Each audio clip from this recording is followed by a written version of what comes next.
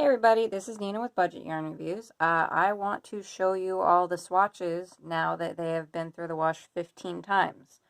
Um, 15 times doesn't sound like a lot, but if you think about how many weeks are in your average season and how often you would wear a sweater or something, 15 washes really is about your average season's worth of wear. So I figured that would be another good point to show you all how all these yarns are looking. So I've kind of grouped these again. So all the yarns that are showing more wear here in the front. There's lots of ties here. There were some like clear differences earlier on in this process, and yarns are kind of evening out here, and things have changed position a bit. So here on the low end of durability, we have big twist value. One of the reasons why this is on the low end is you can see that there's lots of fuzz around the edges. It shows the fuzz in the center of the swatch as well. Like you can see little fibers there. It's starting to form pills here in a couple spots. I hope you can see those. And another way you can see is if I fold the swatch over, you can see the fuzz along there too. It's no longer relegated to the edge. Whereas on some of these, let me jump up a couple slots here. This is Knit Picks Brava. You got the fuzz around the edge, but the center is not really showing too many signs of pilling yet. If you just look at these side by side, you can see that this one definitely has, more going on throughout the center and everything. And again, if I fold it over, hardly any fuzz on that edge compared to this one. So anyway, that's kind of how I'm categorizing what is wearing more or less and everything. So that's big twist value. Next up, this is Hobby Lobby's I Love This Yarn. This one was doing really well for a while, and then all of a sudden, just seems like in a couple washes, it changed such that there's all this fuzz developing in the center. And it's kind of hard to see because it's dark. So against a white piece of paper here, roll it and everything, see all that fuzz? I'm kind of disappointed because both of these value yarns, I really enjoyed working with them, but they're not holding up very well. Karen 1 pound isn't doing too much better. You can see fuzz here in the center. There's the beginning of a pill starting to form. You can really see the fuzz along the edges against my desk here. Lots of fuzz showing throughout the center here. So that's that. I'll spoil it for you now. The most durable value yarn is hands down Loops and Threads Impeccable. Very little fuzz on that edge, even if I fold it over. Like, I wish that this yarn hadn't been so stiff and I'd liked working with it because this is so freaking durable. This is going to be one of the most durable ones of the bunch. So, but moving back to our least durable ones, this one right here, again, lots of fuzz around the edge. You can see it better on different color surfaces. Yeah, this one's best seen on dark. There's some pills developing here. This is Lion Brand Basic Stitch Premium. And it kind of looks about the same as where Lion Brand Jeans has ended up here. Just side by side against the light and the dark. And it's even fuzzing in the center. This is Stylecraft Special DK. And it might be doing a little better. Again, lots of fuzz, but the center is looking pretty good. Only a few spots are we starting to see some wear. Same goes for Karen Simply Soft. I think I had these two switched because the Stylecraft is definitely looking better than the Simply Soft here because you can see this patch of fuzz here in the center. And on this background here, the white paper, you can see lots and lots of fuzz there, but about the same amount is what's like going on this edge. So again, some of these have all really evened out and sort of tied and everything. Particularly these for the jeans, the Basic Stitch Premium, Simply Soft, and the Stylecraft. These next four kind of all are about the same. So this is Knit Picks Brava. Got some fuzz, but the center looks pretty good, like I showed you earlier. Red Heart Soft. This one's showing a little more in the center, but it's basically the same as this. As is. Bernat Softy Chunky. Showing some fuzz along the edge. But center's looking pretty good. And then this is the Paint Box Simply Aran. This one's really interesting. I'm having a hard time deciding whether or not it belongs in the lowest group or the one that I'm currently in. I'm kind of categorizing these by groups at this point. Because you see a lot of fuzz along the edge here. The center mostly looks good, but there are a couple little spots.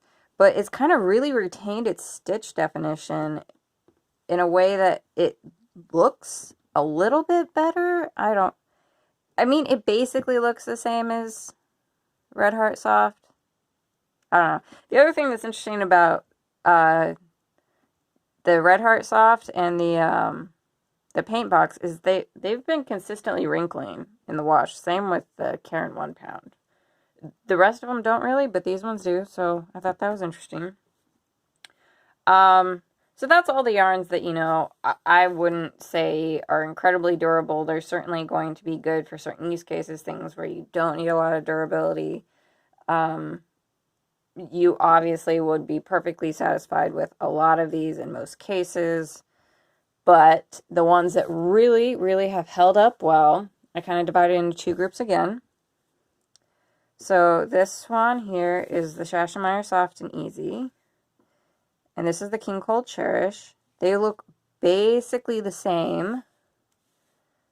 But I think the Cherish looks a little better. It's kind of hard to see since they're completely different colors. But there's a little more fuzz developing in the center here than on this one. And the Cascade Yarns North Shore is doing about as good. Because if you like fold these over, very, very little fuzz. They're really just developing soft halos more than anything.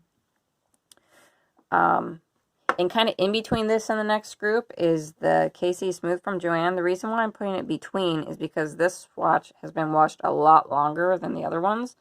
All of these have been 15 washes, except for this one. This is 20 washes. And so for 20 washes, sure, it's starting to show a little more fuzz here in the center than this guy.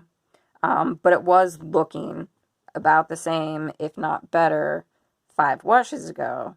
The other thing to note is that it looks this good after putting it through the dryer when it is not supposed to be machine dried. Big Twist Value is not supposed to be machine dried, and it's showing it. KC Smooth not supposed to be machine dried, and it isn't. It's doing really well. But the all-time winners are these 5. We have Lion Brand Basic Stitch Anti-Pilling, not the premium, the anti-pilling. We have Loops and Threads Joy DK, Premier Everyday Anti-Pilling, Loops and Threads Impeccable, and this is Willow Yarns Wash. This is the skein from Turkey. I don't know how many times I've mentioned it, which videos I've said or not, but I have 2 skeins of this. And I only recently noticed that my other skein is from China. This one's from Turkey. And I'm not sure if the quality is the same. I don't know which yarn they are manufacturing from here on out. I believe they changed manufacturers. And I've tried asking them about which yarn they're sticking with, whether they're continuing to manufacture in China versus Turkey. And they haven't gotten back to me. So keep that in mind. Although the Willow Yarns Wash from Turkey is looking good, there's no guarantees that the one from China or any future yarn is going to meet that same quality.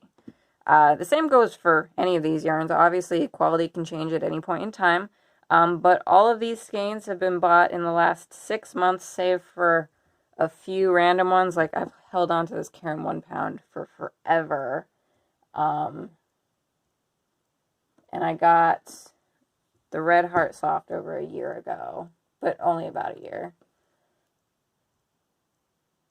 But yeah, everything else I think is pretty new. So these quality standards should be pretty consistent for a while.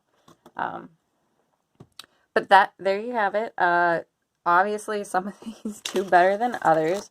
Let me show you a few kind of side by category. So, like if we're looking at value yarns here, I decided to include paint box in my value yarn category.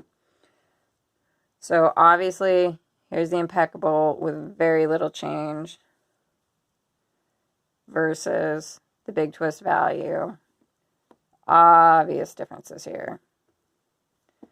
And you can see that the Hobby Lobby, I love this yarn, is kind of somewhere in between, because it's starting to develop that fuzz in the center of the swatch. And these two are probably about the same. But so there's all the value yarns. You can look at them at once, and this is the clear winner in terms of durability.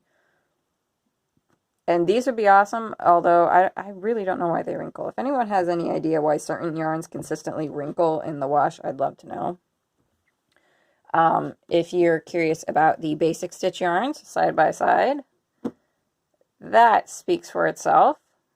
Very, very different. I would not mix those up in the future, and I would buy this one myself. And then the worst yarn, side by side with one of the best ones. Again, very, very clear difference. A random yarn against an anti-pilling yarn. It's hard to see the fuzz on this one, on that color. There, that makes it easier to tell how different it is. But overall, all the anti-pilling yarns did great. The anti-pilling ones all are right here. Anti-pilling and or low pill. They were all in the top. So if you see an anti-pilling yarn and you're like, oh, I'm not sure if I should pay the extra money for it, because they are usually a little more expensive. If it's something that you want to last a long time, look nice, it absolutely does make a difference. It really does.